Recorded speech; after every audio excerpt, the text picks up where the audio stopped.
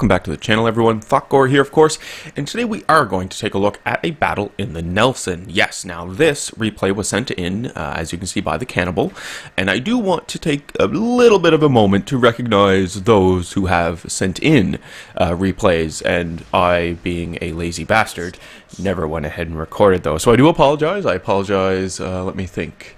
Ben, Lewis, Raymond, I think there's another one. I think there's four but yeah. So I apologize to you guys. Sorry. Keep sending in the replays though. Definitely do send in your replays, and I will do my best to get them on the channel. Now this replay, like I was saying, in the Nelson, submitted by the Cannibal.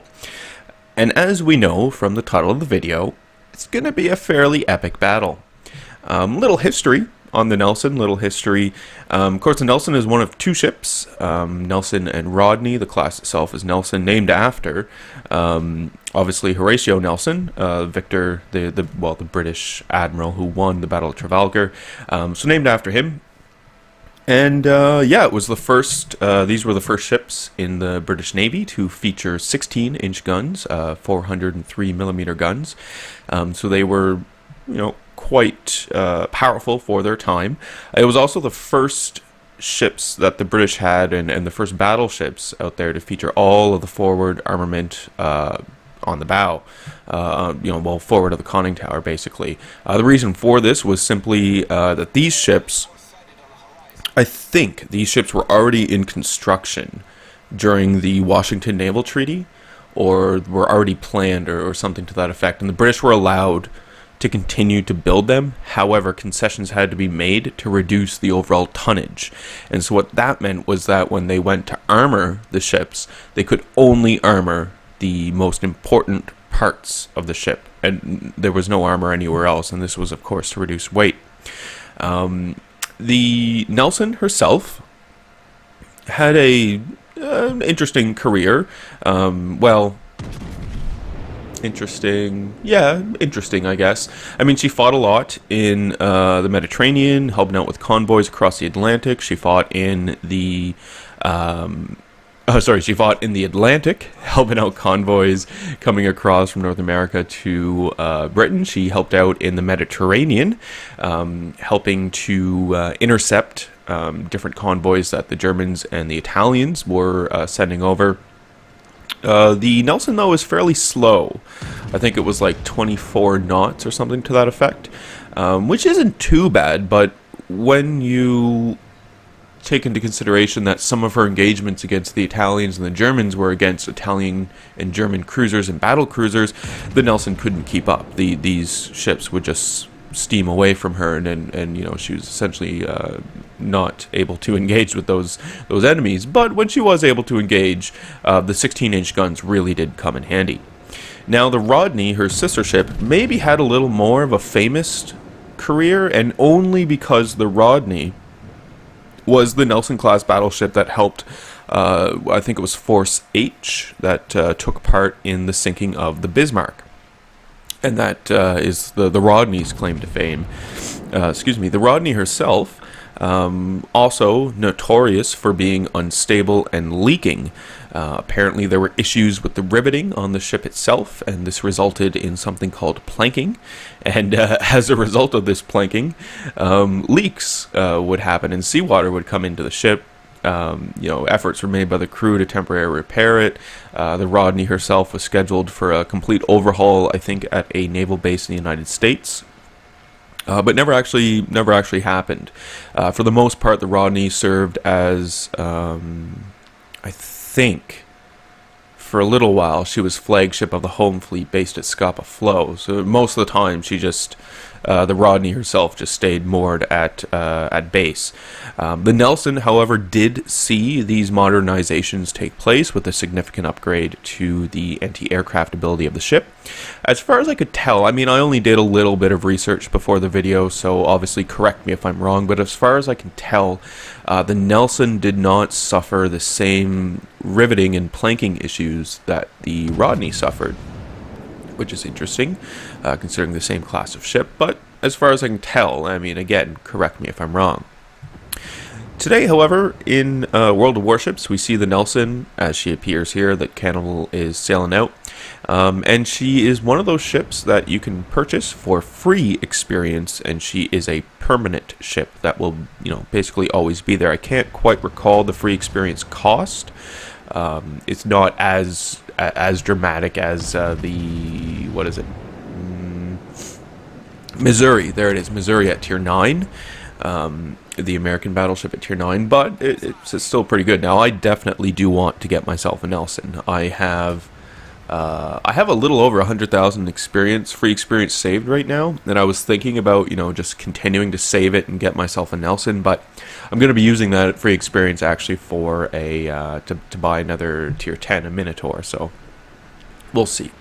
But there we go. We can see that we have taken down one of the enemy. I think it was a cruiser, so that's not too bad. But now we can see some enemy battleships off in the distance, right? We have the guys now, we have the Queen Elizabeth. We still do have an enemy cruiser on our bow here as well, but things seem to be going okay over here on the west side of the map.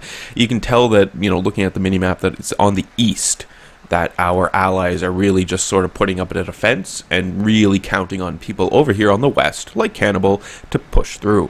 Now we can see a Shores there off in the distance. The Shores is a great cruiser at tier 7. I really do enjoy her. Of course, she has no armor whatsoever, but you can see what that means sometimes, right? When higher caliber battleships fire at you, and if they somehow don't hit your citadel, usually it just results in an over-penetration like we saw in the previous salvo that Cannibal let off at the Shores. However, not necessarily incredibly likely to happen, but it is a possibility, of course. So we're going to continue to move forward and try and push these enemy ships back. And this is something that I do enjoy about this sort of turret placement on battleships like this, is that you do have all of your guns on the front. Now, I'm thinking about the Izumo, because the Izumo is the only ship that I have that features this sort of turret arrangement. It's nice in a broadside, and it's nice when you are able to angle ever so slightly against the enemy, so you can get all three of those turrets on the enemy without exposing a total broadside. That being said, I do find it a little wonky, because it's different than all of the other battleships that we have in game, all of the other ships we have in game, frankly. So it makes things, it means you just have to get used to something a little more different. And it can be a bit of a struggle at times. Anyway, that being said, in this game we don't have to worry about the guys now running away from us, because the guys now is definitely faster than the Nelson. In game, I don't know what the top speed of the Nelson is in-game. I'm going to say 24 knots. It's probably somewhere around 24 knots. Whereas with the guys now, we are able to hit 30 knots. So you're quite easily able to outrun a Nelson and the guys now if you so choose. However, the guys now in this case has decided not to. So there we go. We got ourselves a nice citadel, and we managed to finish off, I believe it was a shore, so we have some more shots going out into the guys now, kill the guys now, and get ourselves a nice double kill. Yes. I do really love those Sierra Mike flags. The increase of speed, it is really, really fantastic. And at any time that I can get myself a double kill, I always try to go for it. We have a destroyer on our stern. Luckily for us and the Nelson, the stern is where the majority of our secondary battery is located. Now, obviously, the range of our secondary battery is, not spectacular. However, that being said, if a destroyer does decide to come close into us, from the stern, we do have the ability to defend ourselves and make that destroyer, rethink the strategy of charging forward at us. Something, of course, that you do want to be aware of in the Nelson and watch is your broadsides. We talked about at the beginning of the video, the Nelson does not have, super armor or anything like that. In fact, I think the Queen Elizabeth has better armor than the Nelson, and that is because the Queen Elizabeth is the last of the Super Dreadnought class, and the Nelson herself was originally planned as a battle cruiser. However, again, because of the Washington Naval Treaties and limits on tonnage and all of that stuff, she was then redesigned to the battleship that we see here. So, I think Queen Elizabeth has better armor. I didn't check, so I'm not 100% sure. Pure speculation. But anyway, turning ourselves around and making the push into the enemy base. We can see on the mini-map that the enemies are pushing our base in the south as well, but we do have some defense down there, which is great.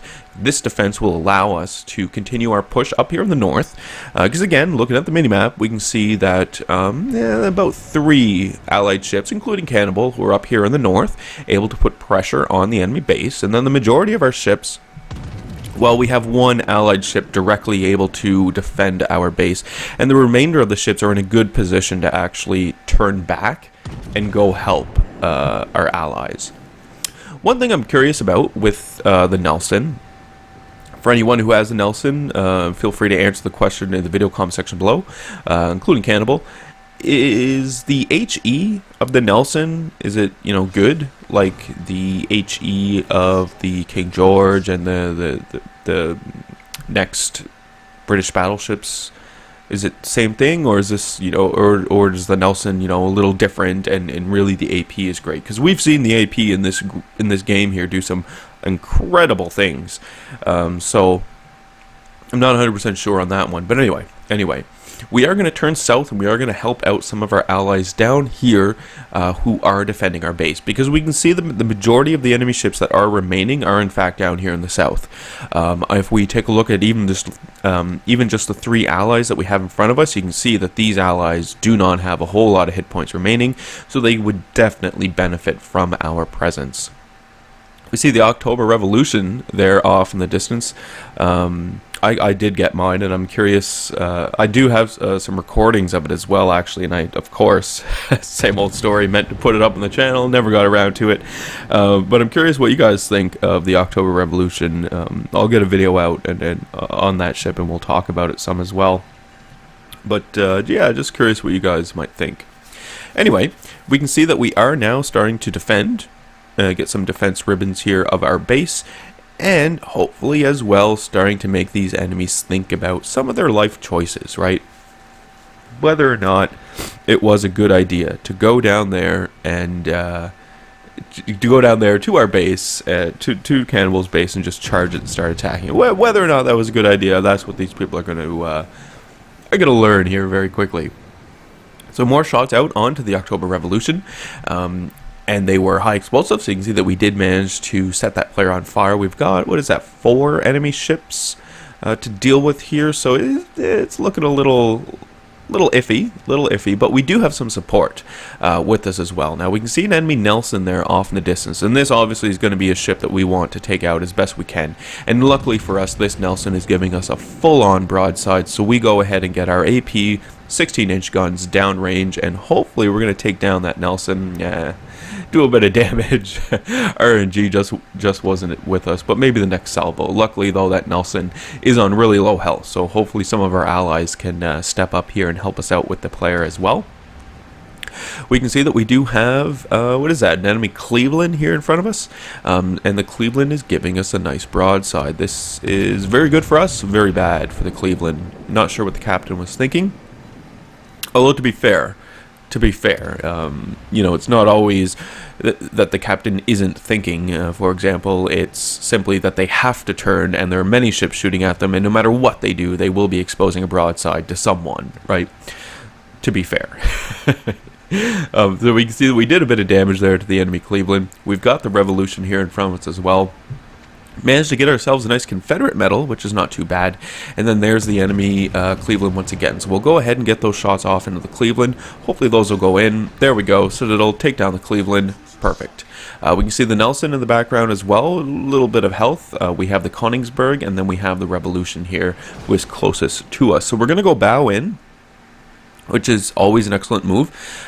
If you're in this sort of situation, go bow in, especially if you're in a battleship, go bow into the enemy ships who are firing at you, and then that way you can, kind of tank some of that damage that's incoming, and more importantly, get rid of the enemy ships that are closest to you and pose a pretty big threat. So there we go. We managed to finish off the Nelson, get ourselves a nice Kracken as well, which is great. We have our guns lined up on the October, and we are bow into the enemy Nuremberg. Now, this enemy Nuremberg, or Königsberg rather, tier 5 German cruiser, has no armor whatsoever. And when I was watching this replay, I was thinking, oh, you poor Königsberg. I mean, you can see the player is trying to go bow in, right, to limit all that, but as we just see right there, it doesn't matter. in you know, at that tier, in a cruiser, it doesn't matter what angle you present to an enemy battleship, especially an enemy battleship with 16-inch guns. It's not going to work out well for you. So we have the Revolution here broadside to us. You can see we put some nice shots into the player, about 4,200 damage on that salvo. We get our next salvo out. There we go. Enemy October Revolution is gone. We're on 6 kills now, and we get ourselves a high caliber. 2 enemies remaining. One is the enemy Königsberg. The Königsberg has decided now to attempt to start moving, potentially start running away, but all for naught. It's too late. The thing we do want to keep in mind, though, with the Königsberg, there they are. Königsberg does have torpedoes, 6-kilometer torpedoes, you know, typical for the Germans. You can see that Cannibal does end up eating one of those torpedoes, but it does not matter. We kill the Königsberg for the 7th kill of the game and victory. And there we go. We can see the results. What a game, right? 148,000 damage dealt, which is not too bad at all, tier 7. But more importantly, we get ourselves a Confederate, the double strike, the Kracken, and the high caliber, with the 7 kills, of course. So well over 2,000 base experience earned in this game, which is not too shabby at all. And obviously, congratulations to Cannibal here on this outcome in the Nelson. Switching it over, we can see how some of the damage has broken down, and obviously, you know, a lot of damage being spread around amongst the ships, which again equates to the old Confederate. So that is the end of today's video. Do hope you guys enjoyed it, and remember, send in your replays to me. Yeah, I know I'm not great at getting them up, but send them in.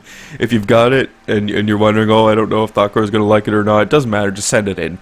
Send it in, I'll take a look and see what I can do with it. Yeah, so leave any comments you have for me in the video comment section below. I love reading those and responding back to them. Hit the like button on today's video and hit subscribe as well if you are not a subscriber. As always, folks, I do hope you enjoy the rest of your day.